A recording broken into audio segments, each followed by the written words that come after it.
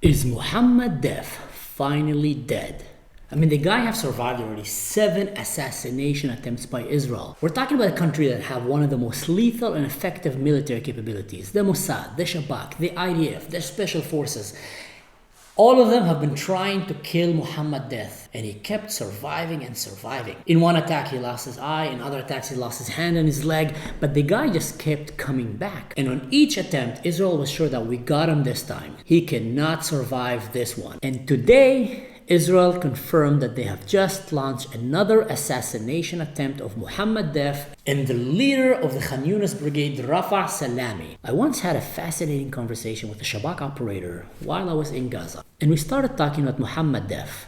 And he came and he told me that he is considered one of the highest ranking terrorists in terms of survivability. And I came and I asked him, what do you mean by that? Because I found that very interesting. And he said, in the Shabak, we have categorized the terrorists that were fighting from Hezbollah, from Hamas, from Fatah, in the level of survivability that they have. You have the top ones, and then you have all the way to the bottom, these Muslims running in the streets, shouting Allah Akbar, which are very easy targets. So I asked him, what kind of categorization do you put there to measure that? Because it felt to me like something you have in a computer game where you come to fight a boss and you come and you examine that boss and he shows you challenging, very difficult, impossible, and all kind of things. And apparently they have the same thing for these terrorists. And he came and told me the first thing is how well can they fight. Some of these guys are just real good fighters, meaning that you will need to send your best soldier to take them down because they will not go down without a fight. Another one was how well can they hide? How well can they hide their digital signature? How well can they hide from the means and technology that Israel have, from the intelligence when they try to track them?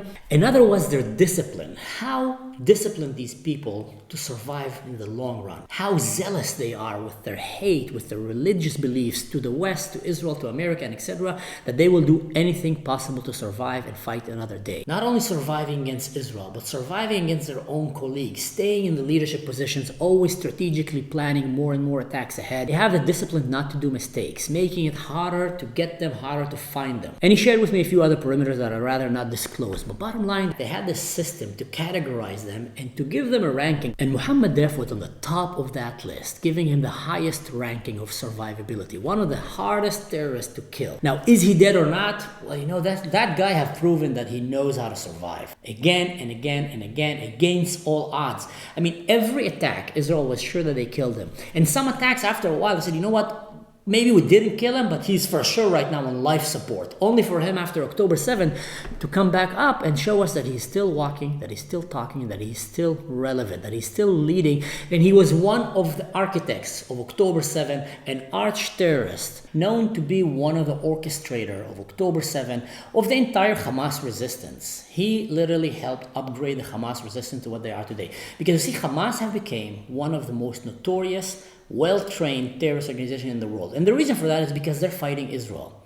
And there's a saying that people rise to the challenge. So the stronger Israel became, they had only 2 options. Either get destroyed completely or survive to fight another day. Due to arch-terrorists like Mohammed Deif, Hamas was able to adapt again and again and again. Through my service, I got to experience the whole evolution of Hamas, from when there were just simple, silly falangas running around the street, shouting Allah Akbar and killing their own political opposition and trying to blow Israeli buses, all the way that they started fighting like an organized unit, and then later on underground, until today, where they have built tunnels and bunkers bigger than the metro in London. To help you understand, Mohammed Deif to Israel is like Osama bin Laden to the US. It is safe to say that he is probably one of the top most wanted targets by the IDF.